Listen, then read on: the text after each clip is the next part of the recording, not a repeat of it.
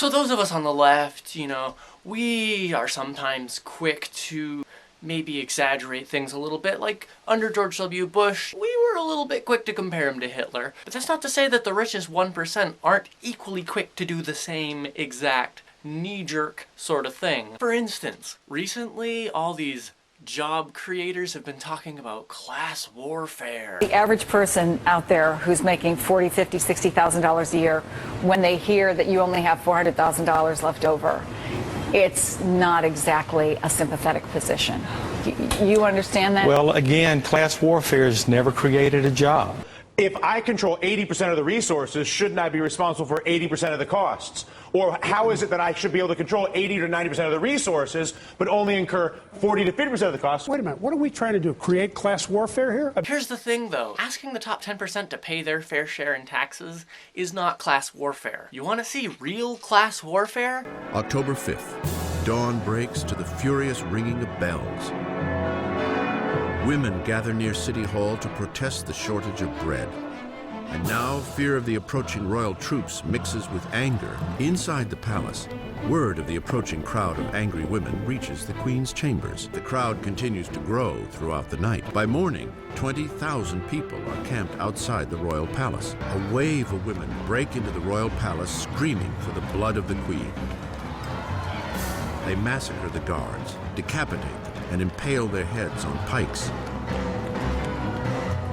They were like banshees screaming throughout the palace, give me her entrails, give me her head, I want a leg, I want an arm. I think that they had grown so frenzied that if they had encountered her, they probably would have torn her to pieces.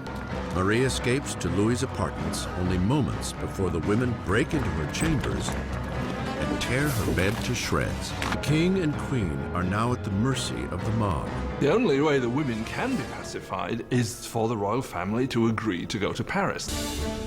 They march 60,000 strong, leaving Versailles with carts and wagons overflowing with flour from the king's storehouses, flanking the royal carriage all the way to Paris. The king and queen were forced to go back to Paris with the heads of their guards. The heads were then made up with makeup and paraded at the head of the cortege, with the king and queen following. That is motherfucking class warfare, alright? Let's get that clear. This recent policy that Obama is pushing, all we're asking top income earners to do is pay an income tax rate at 39% instead of 35%.